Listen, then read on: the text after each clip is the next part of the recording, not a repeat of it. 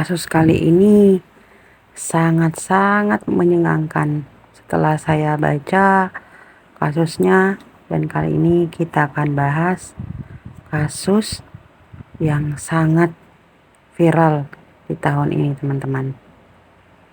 Kita kupas tuntas kasus ayah kandung menghamili anaknya sampai 7 kali. Ternyata pelaku memiliki motif yang tak wajar saat melakukan aksi bejatnya.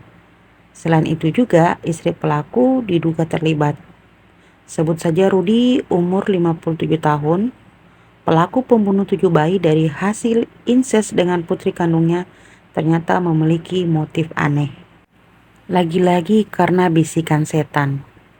Ia pun menghamili putrinya bukan sekedar nafsu, tetapi ada arahan dari dukun agar mendapatkan kekayaan. Pelaku berhubungan inses dengan anak kandungnya berinisial E, umur 26 tahun. Gegerkan warga di Banyumas, Jawa Tengah. Adapun dari hasil hubungan inses tersebut, E sempat melahirkan 7 kali di mana semua bayinya lantas dibunuh Rudi. Pelaku ini juga aktivitasnya hanya memancing di sungai. Rudi juga memiliki 3 orang istri. Istri pertama dinikahi secara sah, sedangkan istri kedua dan ketiga dinikahi secara siri. Akan tetapi, pelaku yang bernama Rudi ini menceraikan istri pertama dan istri kedua. Yang istri ketiga masih sah menjadi istri sirinya. Adapun anak perempuan yang berinisial E ini merupakan anak pertama dari istrinya yang ketiga. Karena pelaku mempunyai 2 orang anak. Anak kedua dibawa oleh istrinya seorang anak laki-laki. Pelaku menuturkan Rudi tinggal berdua bersama anaknya di sebuah gubuk yang dulunya berdiri di kebun lokasi penemuan kerangka bayi di Kelurahan Tanjung, Kecamatan Purwokerto Selatan.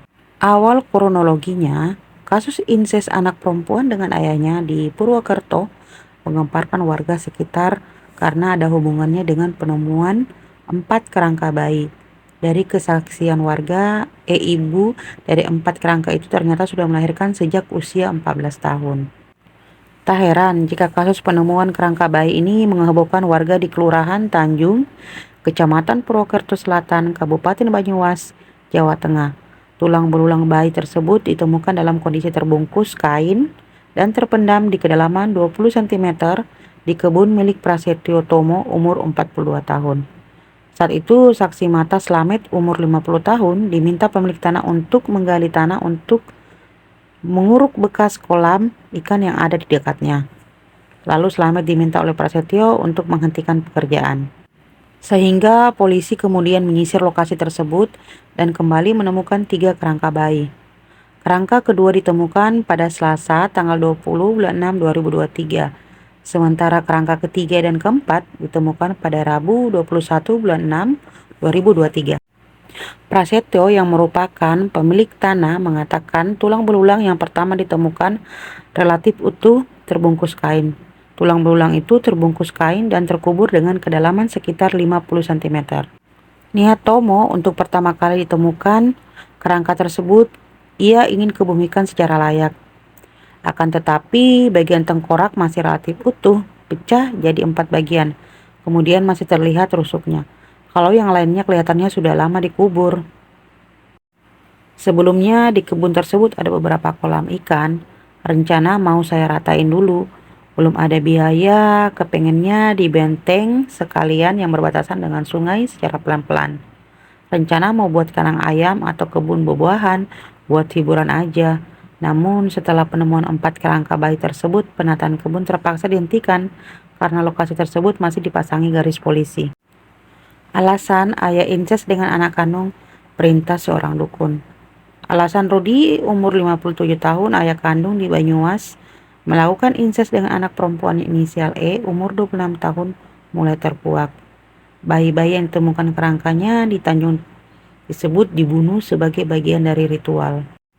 Bayi-bayi itu dibunuh karena ada perintah dari guru spiritualnya. Bayi-bayi tersebut dilahirkan dulu, baru kemudian dibunuh. Bayi tersebut dibekap hingga tewas, kemudian dikuburkan. Peristiwa itu terjadi di kisaran 2012 hingga 2018.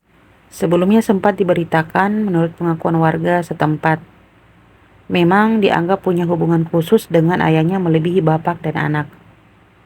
Berubah setelah adanya penemuan kerangka bayi tersebut dan langsung tidak dapat ditemui.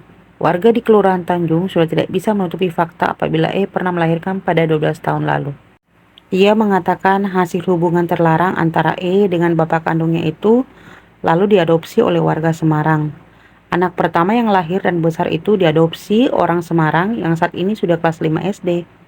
Bahkan warga setempat melihat dalam waktu yang belum lama ini, sempat terlihat gemuk. Belum terlalu lama, gemuk banget badannya.